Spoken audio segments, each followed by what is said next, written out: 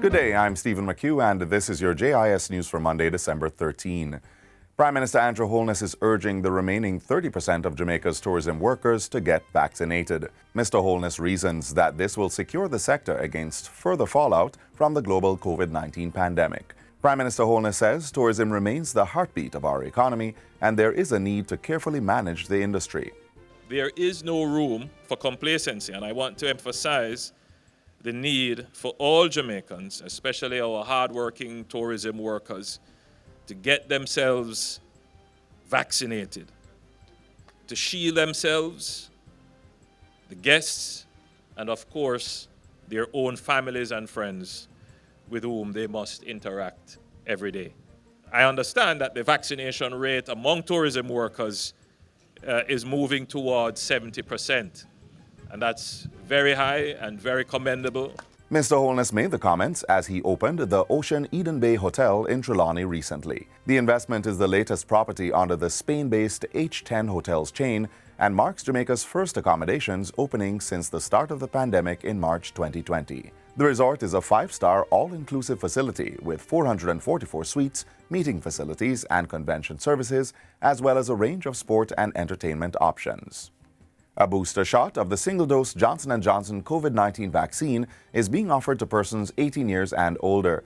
The measure, which took effect today, can be given to adults 2 to 6 months after the initial first dose was administered. The Ministry of Health and Wellness is also urging persons who have taken the second dose of Pfizer and AstraZeneca vaccines to take up the booster shots. The additional shot will be administered 6 months after completing the vaccination process.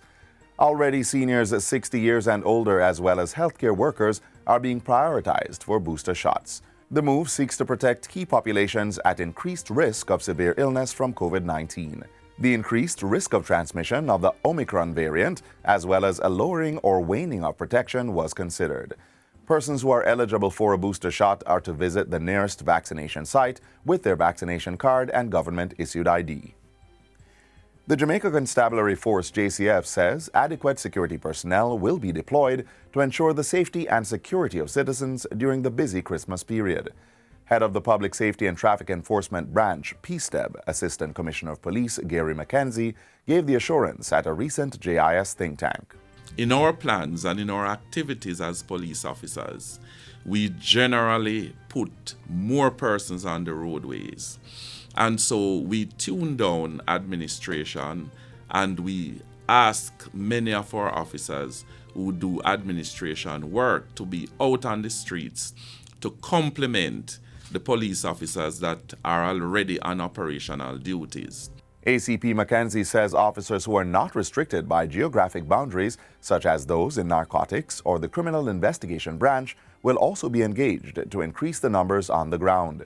According to the head of PSTEB, police presence will increase in commercial areas where there is increased exchange of cash, goods, and services. Measures are also in place to address the expected increase in vehicular traffic on the roadways, which can lead to collisions. What we do is to ensure that there's more presence from traffic officers, from highway patrols, and we do a lot of speed checks.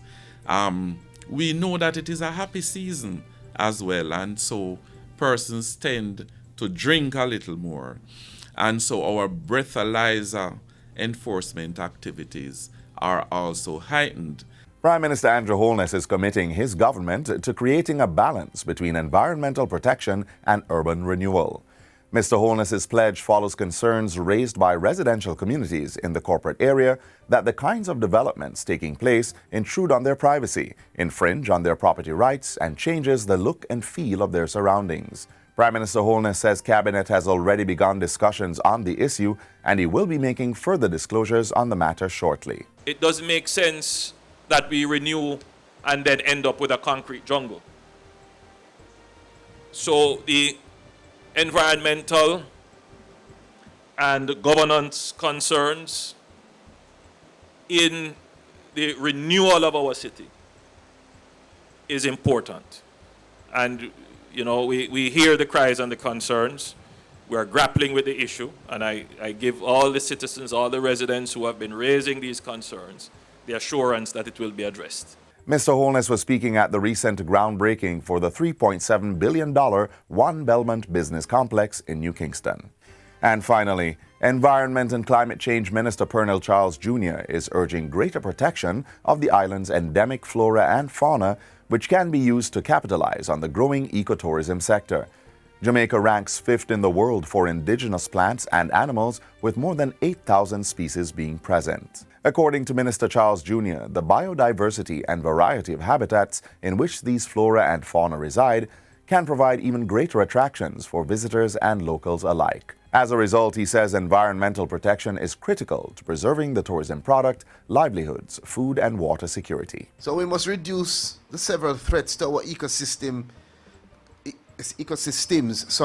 and biodiversity, including the change in land use, including pollution, encroachment on natural habitats, burning, the hunting and the harvesting of endemic species. It must stop. The black-billed parrot and other exotic pets, over-harvesting of our fish. It's just not a smart way to approach life. Minister Charles Jr. was speaking during day one of a 2-day National Biodiversity Conference on December 7. The conference was held under the theme Living in Harmony with Nature, Issues, Challenges and Solutions. And that's it for JIS News Today. I'm Stephen McHugh. Thanks for watching.